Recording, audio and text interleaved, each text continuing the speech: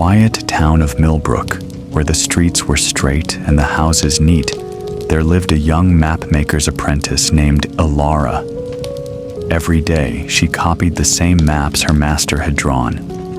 Roads that led to roads, borders that divided one field from another, boundaries that kept everything in its proper place. But Alara had a secret. When no one was looking, she would climb to the highest tower in town and stare at the horizon, where the land seemed to shimmer and bend. She was certain there were places beyond the edges of all the maps, places that breathed and sang and changed with the seasons. Maps show what is, her master would say, tapping his ruler against the desk. Not what might be. Yet every night, Alara would take out a blank piece of paper and begin to draw. She drew valleys that curved like sleeping cats, rivers that laughed as they ran, mountains that whispered stories to the clouds. She drew paths that led not to destinations, but to discoveries. The other apprentices thought she was wasting her time. "Those places don't exist," they said. "You're drawing nothing." But Alara kept drawing, and one morning, when she looked out her window, she saw something extraordinary. There, at the very edge of town, was a path she had never noticed before. A winding trail that seemed to shimmer exactly like the ones in her secret maps.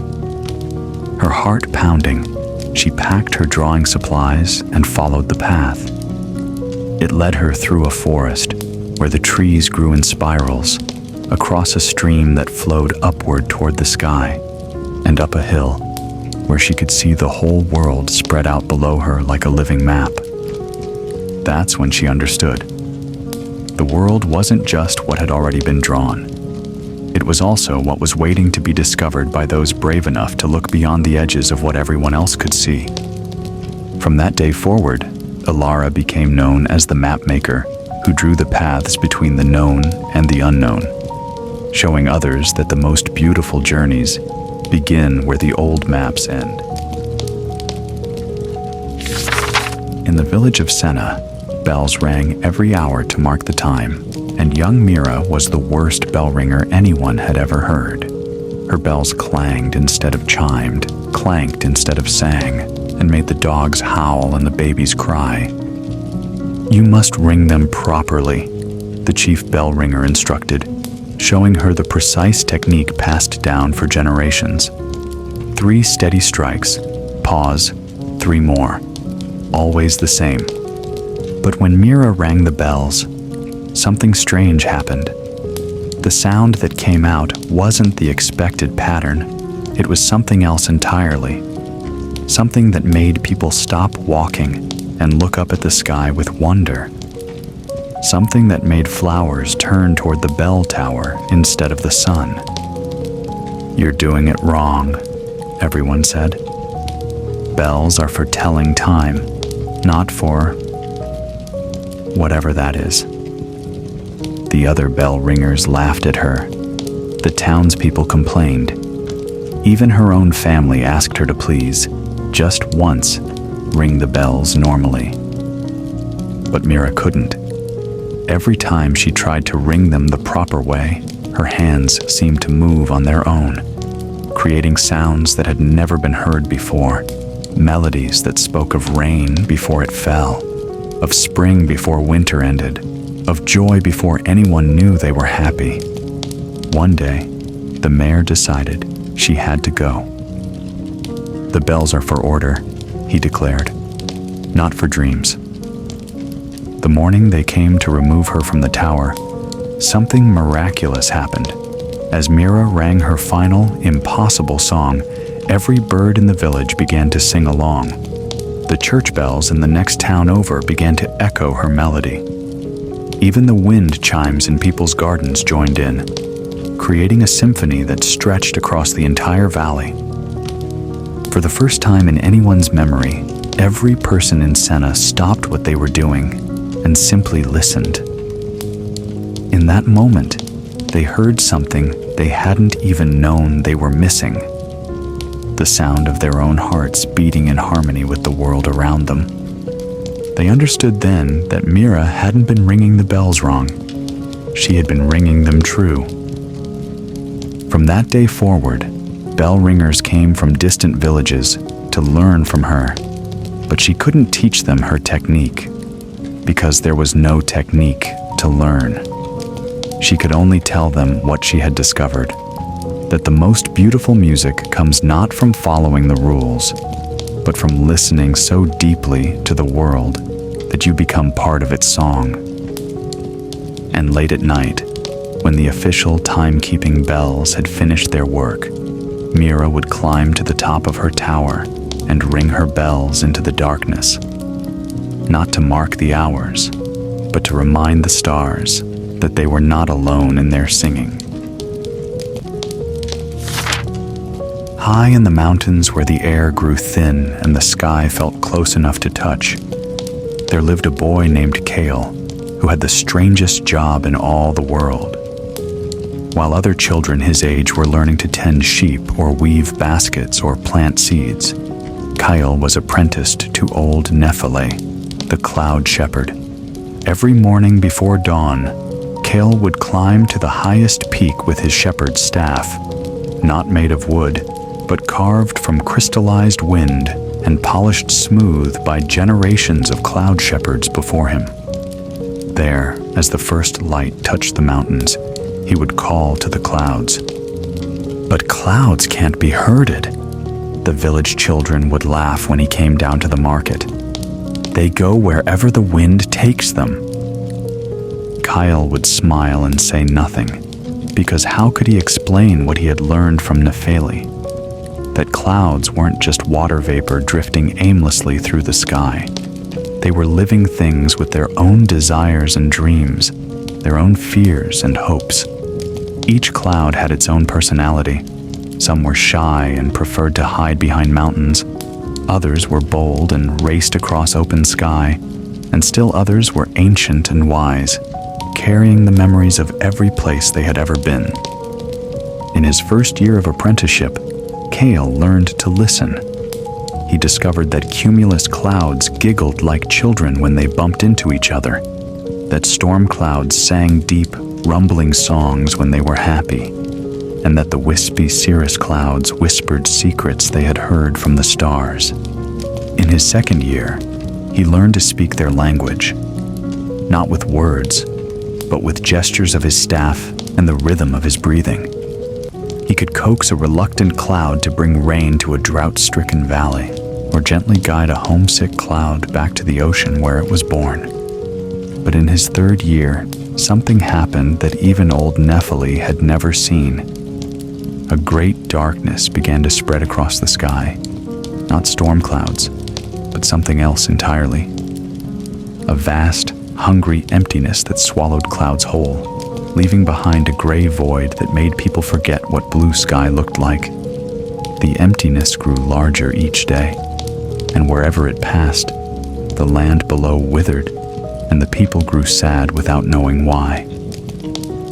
"This is beyond cloud shepherding," Nephele said, her ancient eyes filled with worry.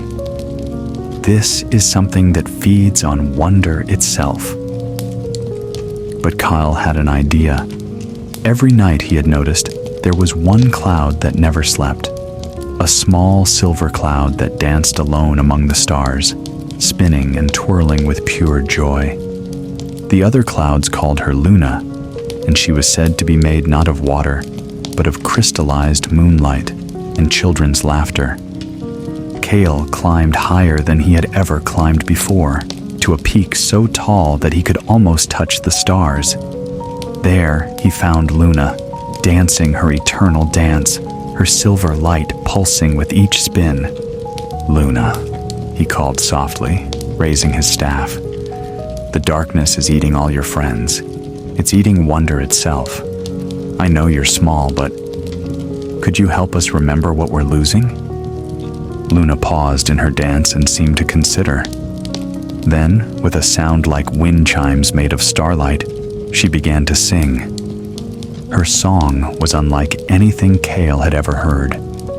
It was the sound of every child who had ever looked up at clouds and seen castles and dragons and sailing ships. It was the memory of every artist who had tried to paint the perfect cloud, every poet who had written about sky, every dreamer who had wished they could fly. As Luna sang, something miraculous happened. Every cloud that had ever been, from the very first cloud that formed when the world was young, to all the clouds that had been devoured by the darkness, began to remember themselves. They materialized out of nothing, drawn back into existence by the power of Luna's song. The sky filled with clouds of every shape and size, cumulus and stratus, nimbus and cirrus, and types of clouds that had no names because they existed only in dreams. They swirled around Luna as she danced, creating a spiral of light and moisture and pure possibility that grew brighter and brighter until the darkness had no choice but to retreat to the very edges of the world. When it was over, Kale found himself changed. He no longer needed his staff to speak with the clouds because Luna's song had awakened something in him, the same thing that lived in every person who had ever looked up at the sky and felt their heart lift. Old Nephili smiled when she saw him. "You're not my apprentice anymore," she said. "You've become something new, a keeper of wonder itself." From that day forward, Kyle traveled the world, but not to herd clouds. Instead, he went wherever people had forgotten how to look up, wherever the sky had become just empty space instead of an infinite canvas of possibility. And in those places, he would lie down in the grass and tell stories about clouds until people remembered how to see shapes in them again, how to dream with their eyes open, how to believe in things that drift and dance just beyond their reach. And sometimes, on the clearest nights, people say you can still see Luna dancing among the stars, spinning her silver light across the darkness, reminding the world that some kinds of magic are too beautiful to ever truly disappear. Even now, if you look up at the right moment, when the light is just so and your heart is just quiet enough, you might catch a glimpse of her, still dancing, still singing her song of endless sky and infinite wonder. On a small island, where the waves whispered secrets to the shore, there lived a lighthouse keeper's chill named Finn, who had the gift of seeing ships that weren't there. Every evening, as his father lit the great beacon that guided vessels safely to harbor, Finn would sit by his bedroom window and watch the horizon. While others saw only empty ocean stretching to the stars, he could see the ghostly outlines of ships from long ago, sailing vessels with billowing sails, steamships with gentle plumes of smoke, fishing boats returning home with their day's catch. These phantom ships moved slowly, peacefully, as if they had all the time in the world. They never seemed urgent or lost. Instead, they drifted like sleepy thoughts across the darkening water, their soft lights twinkling like drowsy fireflies. At first, Finn thought everyone could see them. "Look, Papa," he would say, pointing to a graceful schooner gliding past. "Isn't she beautiful?" But his father would look and see only moonlight on water. The villagers who visited their island would squint at the horizon and shake their heads kindly. "Such an imagination," they would murmur. So Finn learned to keep the ships to himself, watching them in quiet companionship as the lighthouse beams swept across the water in its eternal gentle rhythm. Sweep, pause, sweep, pause, like a lullaby made of light. Years passed, and Finn grew from a child into a young man, but he never stopped seeing the ships. If anything, he began to notice more details, the way their sails caught starlight, how their wakes left trails of silver that faded like sighs. the peaceful way they seemed to nod to each other as they passed in the night. One evening, as he sat by his window watching a particularly beautiful three-masted ship drift by, he noticed something new. On the ship's deck, he could see figures, translucent sailors going about their work with unhurried grace. And at the ship's bow stood a man in a long coat, his hair flowing in a breeze that seemed to come from somewhere beyond the physical world. The man raised his hand in greeting, and somehow Finn knew he was meant to wave back. As he did, he felt a strange, warm sensation, as if he had just said goodnight to an old friend. From that evening on, the phantom ships began to acknowledge him. Captains would tip their hats as they passed. Sailors would pause in their work to wave. Children on passenger ships would press their faces to ghostly windows and smile at him with eyes that sparkled like distant stars. Finn realized then that these weren't lost ships or troubled spirits. They were the vessels of those who had loved the sea so much that part of them remained to sail it forever, not in anguish, but in eternal contentment. They were the sea's way of keeping its most devoted children close, letting them continue their voyages in a realm where storms never came and harbors were always safe. As his father grew older and his steps grew slower on the lighthouse stairs, Finn began to help him tend the beacon. Each night, as he lit the great lamp, he would think of his phantom fleet and feel less alone. The lighthouse wasn't just guiding living ships to safety. It was also a gentle companion to those who sailed in the spaces between dreams and memory. When his father finally passed away, peaceful in his sleep after a life spent keeping others safe, Finn took over the lighthouse completely. But now, on quiet nights when the sea was calm and the stars were bright, he would sometimes see a new ship in his phantom fleet. A small lighthouse tender with a familiar figure at the helm, his beard white as sea foam, his eyes twinkling with the same warmth as the beacon he had tended for so many years. And Finn would wave to him too, knowing that love never really leaves.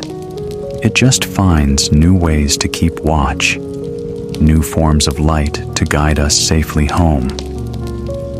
Now, as he tends the lighthouse in his later years, Finn still sits by his window each evening. The phantom ships continue their eternal voyages, drifting peacefully across the star-reflected water. And sometimes, when the night is very still and the lighthouse beam sweeps across the waves with its gentle, hypnotic rhythm, visitors to the island say they can almost see them too. Those blessed vessels sailing forever in the soft space between waking and sleeping, between memory and dream, between the lighthouse's glow and the embrace of the sea's endless, gentle night. Sweep, pause, sweep, pause.